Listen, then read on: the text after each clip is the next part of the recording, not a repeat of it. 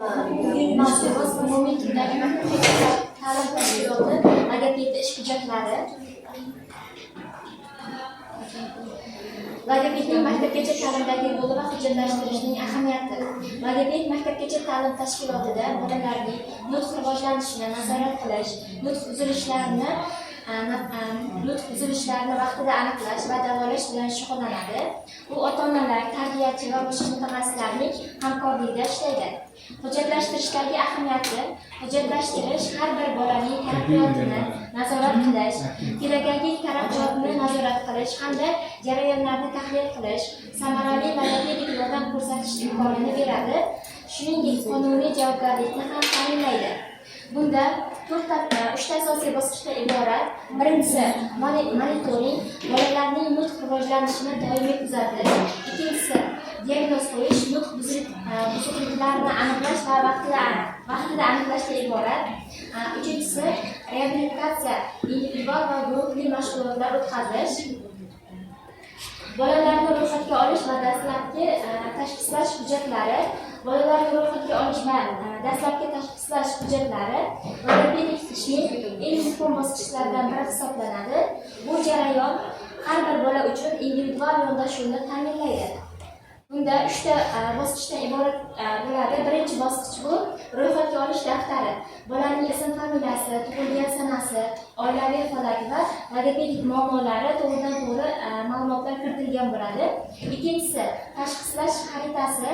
Dastlabki tashxislash natijalari, nutq buzuqliklari turi va darajasi, taklif etilgan davolash rejasi bilan belgilanadi. Uchinchi bosqich so'rovnoma. Ota-onalardan bolaning nutq rivojlanish tarixi, oilada nutq muammolari, sog'liq holati to'g'risida ma'lumotlar to'liq olinadi. Har bir bola uchun individual taraqqiyot xaritasi.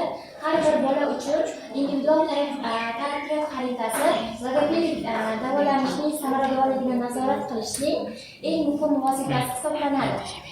Bu jarayon boshlang'ich holat, dastlabki tashxis va nutq buzuqliklar turi, ikkinchi bosqich 3 oy davomida namoyon bo'ladi. Bunda birinchi o'zgarishlar va natijalar, uchinchisi o'rta muddatli yaxshilanish 6 oy davomida yuzaga keladi.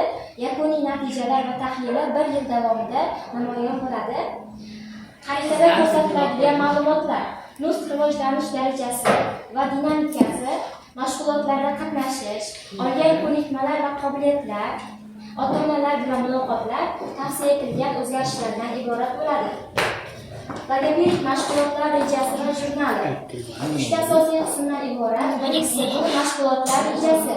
Yillik, choraklik va oylikga bo'lingan mashg'ulotlar rejasi tuzib boriladi. Unda har bir mashg'ulotning mavzusi, maqsad va vazifalari ko'rsatiladi. Ikkinchi bosqich mashg'ulotlar jurnali. Har bir mashg'ulot haqida batafsil ma'lumot beriladi. Sana, mavzu, qatnashgan bolalar, o'tkazilgan mashqlar va natijalar to'liq yozib beriladi. Uchinchi bosqich individual rejalar. Agar bola maxsus e'tiqodda bo'lsa, individual logopedik dasturlar tuziladi va uning bajarilishi to'liq kuzatib boriladi. Ota-onalar bilan ishlash hujjatlari. Bunda yozma tavsiyalar berilishi mumkin. Har bir bola uchun uyda bajara oladigan mashqlar, nutq rivojlanishini rag'batlantirish bo'yicha tavsiyalar beriladi. Uchrashuvlar jurnali. Ota-onalar bilan o'tkaziladigan barcha uchrashuvlar, konsultatsiyalar va maslahatlar berib boriladi.